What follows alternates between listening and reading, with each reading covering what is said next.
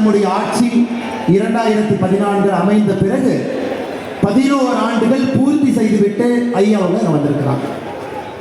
11 ஆண்டுகளில் இந்தியாவுடைய மாற்றத்தை சொல்வதற்காக வந்திருக்கின்றார்கள். இன்னொரு பக்கம் கடந்த 4 ஆண்டுகளாக தமிழகத்தை பின்னோக்கி எடுத்து சென்று கொண்டிருக்கக்கூடிய திராவிட முன்னேற்ற கழக ஆட்சியினை இங்கிருந்து அழித்தெடுக்க வேண்டும் என்கின்ற உற்சாகத்தை உங்களுக்கு அளிப்பதற்காக நம்முடைய உள்துறை அமைச்சர், கூட்டுறவுத்துறை அமைச்சர் திரு அமித்ஷா அவர்கள் வந்திருக்கிறார்.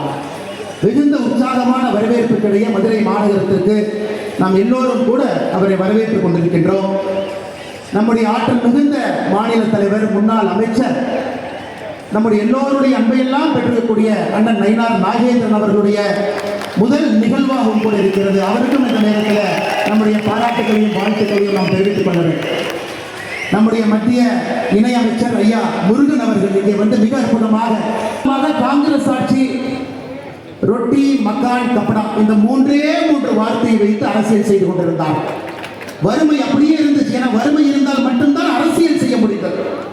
2012 இந்தியாவில் $2.15 அதாவது $180 கீழே வருமானம் பெறக்கூடியவர்கள் நாட்டினுடைய மக்கள் தொகையில் 16.2% இருந்தார். 2012 நம்ம ஆட்சிக்கு வந்து முழுமையாக இந்த 10 ஆண்டுகள் கழிச்சு பாருங்க, 2023 அதை வெறும் 2.3% கொண்டு வந்திருக்கின்றோம்.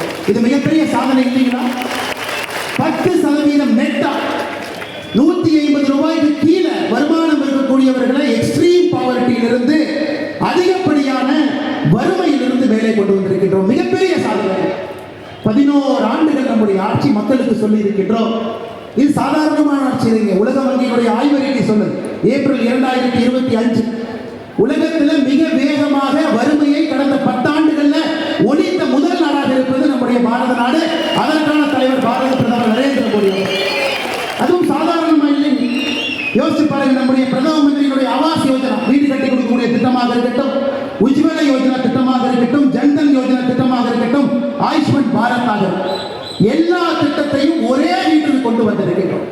அன்பு சொந்தங்களே, இன்னைக்கு தமிழ்நாட்டில் பார்க்கும் பொழுது மக்கள் நிம்மதியாக இருக்கிறாங்களான்னு கேட்டீங்கன்னா நிம்மதியாக கிடையாது. காரணம் என்னன்னா, பெண்களுக்கு பாதுகாப்பு இல்லாத சார்கள் உலகிக் கொண்டிருக்கும் பொழுது எப்படி பெண்களுக்கு நிம்மதி இருக்கு?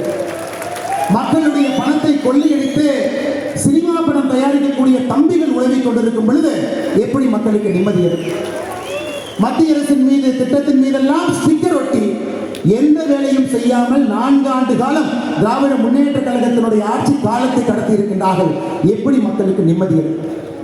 ஒரு சமுதாயத்தை சார்ந்த, ஒரு மதத்தை சார்ந்த மக்களை மட்டும் தொடர்ந்து கொச்சைப்படுத்துவதே முழுநேர வேலையாக திராவிட முன்னேற்ற கழகத்தினுடைய அரசு வைத்திருக்கின்றார்கள். எப்படி மக்களுக்கு நிம்மதி இருக்கு? அதையெல்லாம் தாண்டி நடுத்தர குடும்பத்தில் நிம்மதியாக வெட்டுப்படாம வீட்டில் பாதுகாப்பாக யாராவது இருக்க முடியும்னா முடியாது. கொங்கு பகுதிக்கு வந்தீங்கன்னா முதியோர்களை குறிவைத்துக் கொள்ளுகிறார். தென் பகுதிக்கு போனீங்கன்னா ஜாதி வன்முறையில் கொள்றார். சென்னைக்கு வந்தீங்கன்னா கூலிப்படையை வைத்துக் கொள்ளுகிறார். எங்கேயும் யாருக்கும் நிம்மதி இல்லாத வாழ்க்கை தமிழகத்தில் கடந்த 4 ஆண்டு காலமாக நடந்து கொண்டிருக்கிறது. அதையும் வீட்டுக்கு அனுப்ப வேண்டும். அன்பு சொந்தங்களே, அமித்ஷாஜி அவர்கள் சாதாரண நேரத்தில் வரல. ஒரே நாடு ஒரே கொடி என்று இருக்க வேண்டிய இடத்துல ஒரே நாட்டில் 2 சட்டங்கள் 2 கொடி இருந்ததை ஒழித்துவிட்டு 2019 ஆர்டிகல் 370 கொண்டு விட்டு அதன் மூலமாக கடந்த 5 ஆண்டுகளில் காஷ்மீர் நிம்மதியை பார்க்கும். அது மட்டும் இல்லை, அருமை சொந்தங்களே, வடகிழக்கு பாருங்க. வடகிழக்கில் எவ்வளவு அச்சுறுத்தல், எவ்வளவு பாதுகாப்பு பிரச்சனை. இன்னைக்கு அந்த மக்கள், அங்க இருக்கக்கூடிய மனிதர்கள் எல்லாம் அகிம்சை முறையில் தன்னுடைய துப்பாக்கியை விட்டு அறவழியில ஜனநாயகத்தின் பக்கம் வந்து கொண்டிருக்கின்றார். இவர் செய்திருக்கக்கூடிய 2வது பெரிய சாதனை. 3வது மிகப்பெரிய சாதனையை நடத்தி காட்டிக் கொண்டிருக்கின்றார். இவர் உள்துறை அமைச்சராக பொறுப்பேற்ற பொழுது இந்தியாவிலே நக்சல் பிடித்த மாவட்டங்கள் 38. காட்மண்டுவில் ஆரம்பித்து திருப்பதி வரை நக்சல் இருந்தார். ஒரு சூழலை அளித்தார். 2026 மார்ச் மாதம் முடியும் பொழுது நக்சல் முக்த் பாரத், பாரதத்திலே நக்சலிசம் இல்லாத ஒரு நாட்டை உருவாக்கி காட்ட வேண்டும். கடைசியாக இந்த நக்சல் ஒரே ஒரு மலையில கரிகட்டா பகுதியில் பதுங்கி இருக்கின்றார்.